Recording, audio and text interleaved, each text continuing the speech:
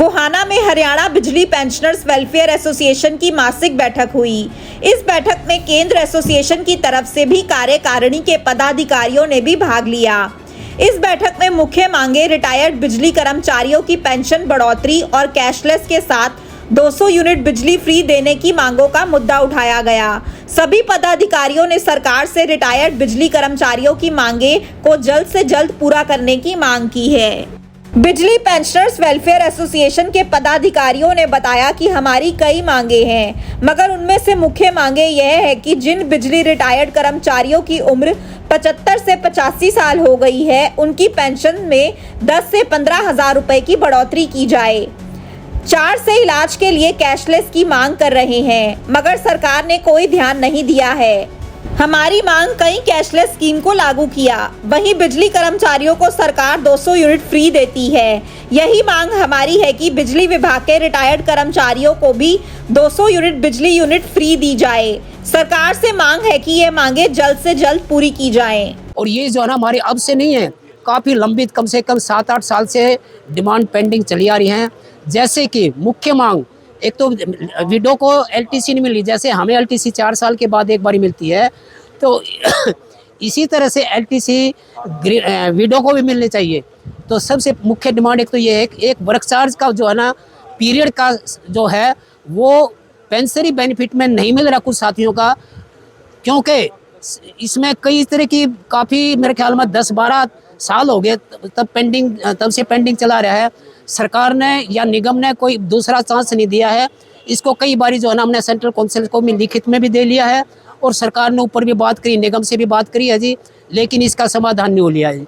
और तीसरी बात यूनिट फ्री की, 160 यूनिट फ्री जैसे अपना इस टाइम रेगुलर कर्मचारी को मिलती है। हम भी उम्मीद करते हैं कि जितने भी रिटायरी साथी हैं इनको भी टाइम पर पे 160 यूनिट फ्री मिलनी चाहिए।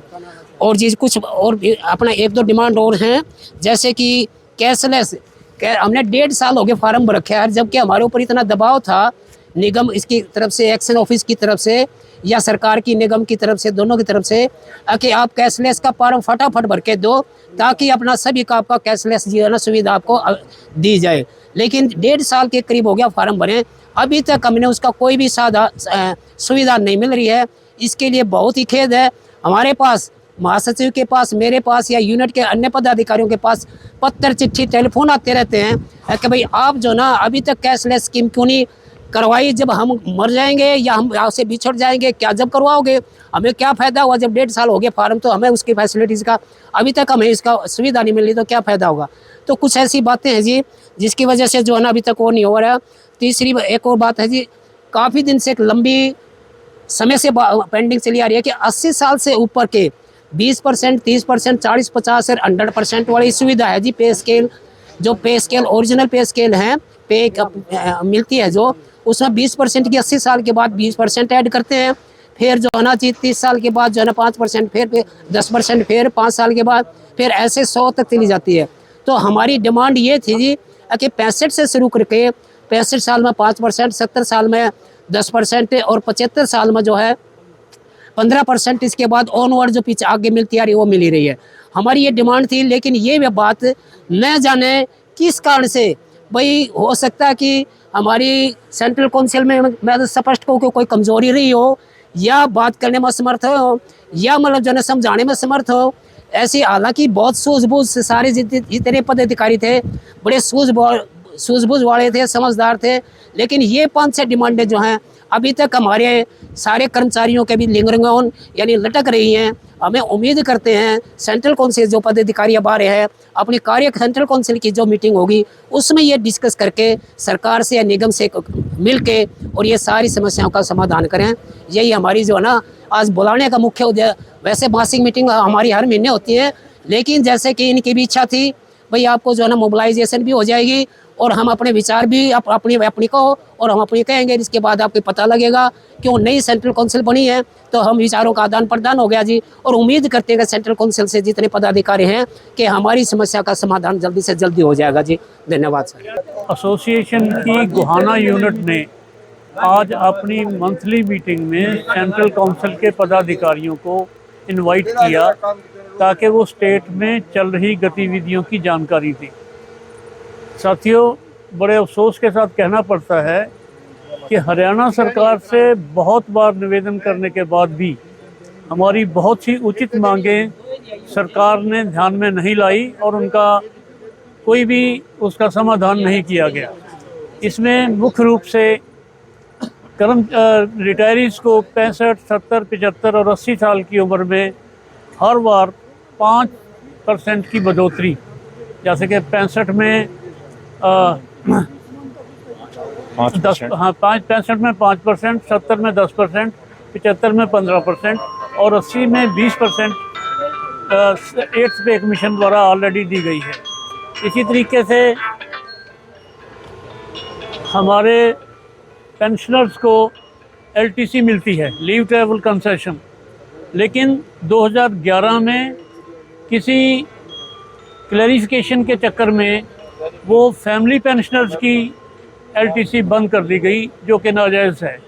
ये एलटीसी जब शुरू की गई थी तो हरियाणा गवर्नमेंट की कैबिनेट कमेटी की अप्रूवल से शुरू हुई थी, जबकि इसको कैंसिल किसी एक अधिकारी के आदेश से कर दिया गया। ये गलत है।